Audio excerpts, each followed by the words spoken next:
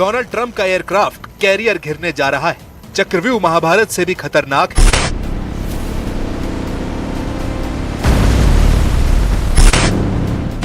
America ने जिस battle group को ईरान से लड़ने के लिए भेजा है, ईरान ने बता दिया है कि उसे हजारों सैनिकों के साथ पहले घेरा जाएगा, वार्निंग दी जाएगी और अगर तेहरान का हुक्म नहीं माना गया तो उसे डुबो दिया जाएगा।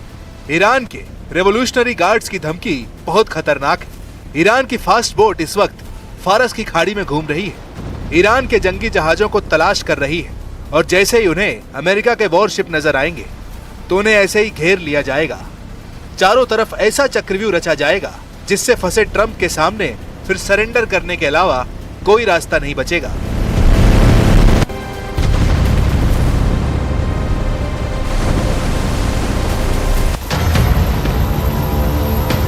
जंगी जहाजों से घेरने वाली ट्रंप की धमकियों को हल्के में नहीं ले रहा ईरान। अगर ट्रंप माइंड गेम खेल रहे हैं तो ईरान ने भी दावा किया है पलटवार ऐसा होगा कि ट्रंप का दिमाग महसूस करेगा समुंदर वाला जलजला। डोनाल्ड ट्रंप के करियर बैटल ग्रुप को रोकने के लिए ईरान के पास क्या विकल्प है, बहुत गौर से समझिएगा।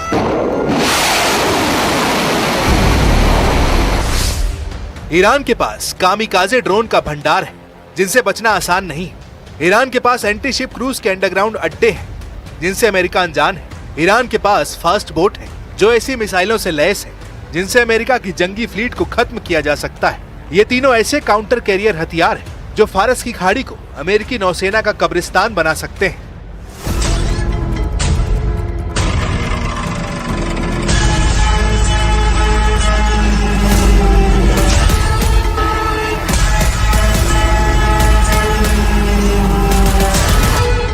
ईरान को अपनी ताकत पता है और उसने अमेरिका को भी बताया कि वो उसके मिसाइल या ड्रोन हमलों को लेकर कितना लाचार साबित हो सकता है। युद्ध हुआ तो ईरान के टारगेट पर सिर्फ अमेरिकी नौसेना ही नहीं बल्कि खाड़ी के आसपास अमेरिका का हर अड्डा होगा और इजराइल को भी ईरान नहीं बख्शेगा।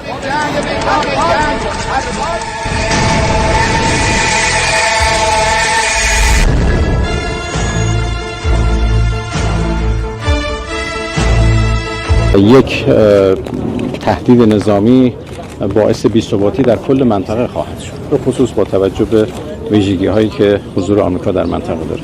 این فهم مشترک به نظرم در منطقه وجود داره. منطقه کاملا بر علیه تهدید نظامی هست و همه معتقد هستند که بی‌ثباتی منجر به چالش‌های عمده برای منطقه خواهد شد و لذا کشور منطقه با این موضوع مخالف.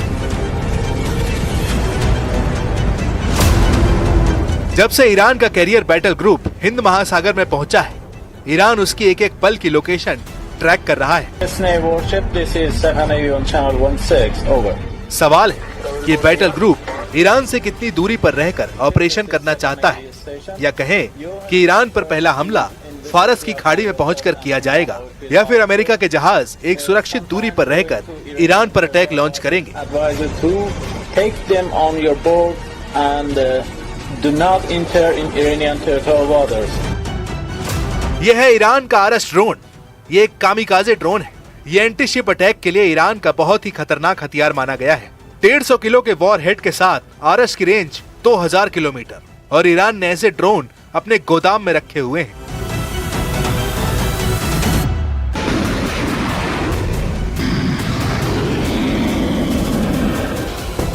ईरान के ड्रोन कैसे लॉन्च होते हैं और कैसे अपने टारगेट को ट्रैक करके खत्म करते हैं, इसका वीडियो देख लीजिए। इसमें वर्टिकल टेक ऑफ करने के बाद आरएस ड्रोन का हमला देखिए। 150 किलो वॉर हेड के साथ इसका धमाका किसी भी टारगेट को तबाह कर सकता है। ऐसे ही ड्रोन के जरिए ईरान ने अब अमेरिका के कैरियर बैटल ग्रुप को वार्निंग दी है। अगर ईरान ने एक बार में ऐसे सैकड़ों ड्रोन लॉन्च किए तो अमेरिकी नौसेना के लिए खुद को बचाना मुश्किल हो जाएगा। अमेरिका के कैरियर पर ये ड्रोन ऐसे टूटेंगे कि कोई डिफेंस सिस्टम काम नहीं करेगा। साफ है कि अमेरिका के लिए मल्टी ड्रोन अटैक से बचना काफी मुश्किल होगा।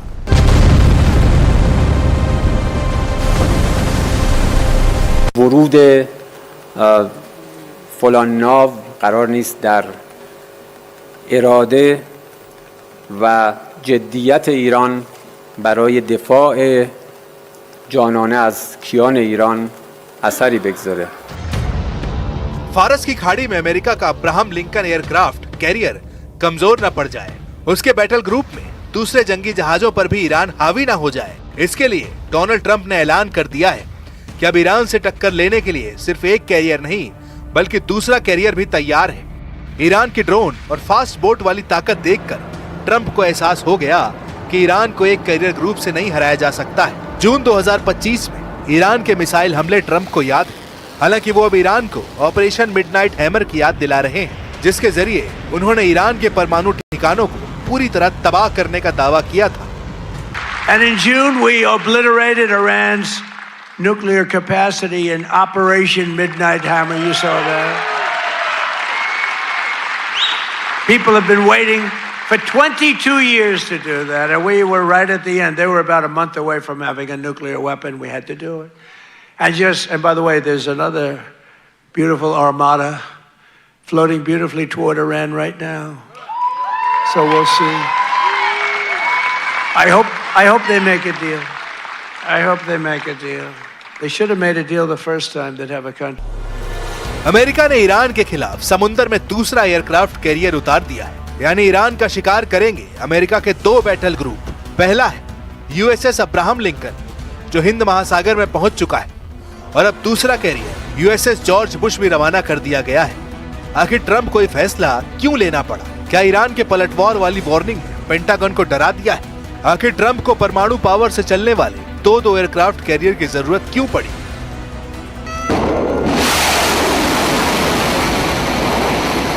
ईरान को रोकने के लिए अमेरिका ने जो बड़े हथियार तैनात किए हैं, उनमें ऐसे वेपन सिस्टम शामिल हैं जो नई टेक्नोलॉजी से तैयार करके बनाए गए हैं। उसने पूरी ताकत ईरान के खिलाफ झोंकने का फैसला किया है।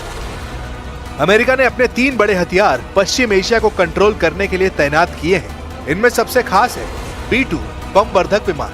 ये स्टेल्थ बम वर्धक ईरान पर हमले के इरादे से डिएगो गार्सिया से ऑपरेट कर रहे हैं। दूसरे नंबर पर है अमेरिका का आधुनिक मिसाइल डिफेंस सिस्टम थार्ड और पैट्रियट, जो खाड़ी में तैनात है और इसका मकसद है ईरान की मिसाइलों को रोकना। तीसरे नंबर पर है अमेरिका का एयरक्राफ्ट कैरियर अब्राहम लिंकन और उसका पूरा बैटल ग्रुप। अमेरिका का दावा है कि उसके जंगी जहाजों की तरफ आने वाली हर मिसाइल और ड्रोन को रास्ते में ही मार गिराया जाएगा। लेकिन अगर ट्रंप का दिन खराब निकला और ईरान का कैरियर किलर मिशन कामयाब रहा, तो ट्रंप अमेरिका को क्या जवाब देंगे? एक एयरक्राफ्ट कैरियर को डुबोने से 6000 नौसैनिकों की जान खतरे में पड़ जाएगी। अगर ईरान के ड्रोन या उसकी फास्ट बोट 2 एयरक्राफ्ट कैरियर पर हमले में कामयाब रहे, तो 12000 नौसैनिकों पर मौत मंडराने लगेगी। क्या ईरान के खिलाफ युद्ध में 12000 सैनिकों की जान की बाजी लगाएंगे ट्रंप? अमेरिका के हर बेड़े पर रूस की भी नजर है। रूस अपने हर दुश्मन को बहुत करीब से देख रहा है। भले दुनिया को अभी ईरान अलग थलग लगे, लेकिन पुतिन की मदद वाला पंजा ईरान को बचाने के लिए वॉर करेगा। ये बात ट्रंप को बहुत अच्छी तरह मालूम है।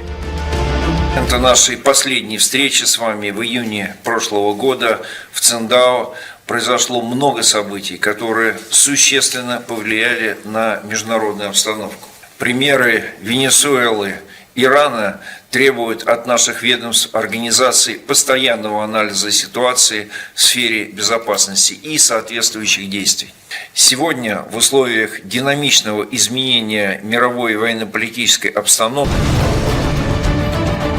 डोनाल्ड ट्रंप के लिए बड़ा सिरदर्द सिर्फ ईरान ही नहीं बल्कि पुतिन बन चुके हैं। खार्किव में यूक्रेन की टीम पर रूस ने ड्रोन अटैक किया। इस हमले में 4 लोगों की मौत हुई। जेलेंस्की ने इसे आतंकी हमला बताया है। एक और फ्रंट उत्तर कोरिया है, जहां किम जोंग उन के ऑर्डर पर एक बैलिस्टिक मिसाइल टेस्ट की गई है। इस मिसाइल टेस्ट से दक्षिण कोरिया और जापान में दहशत फैल गई।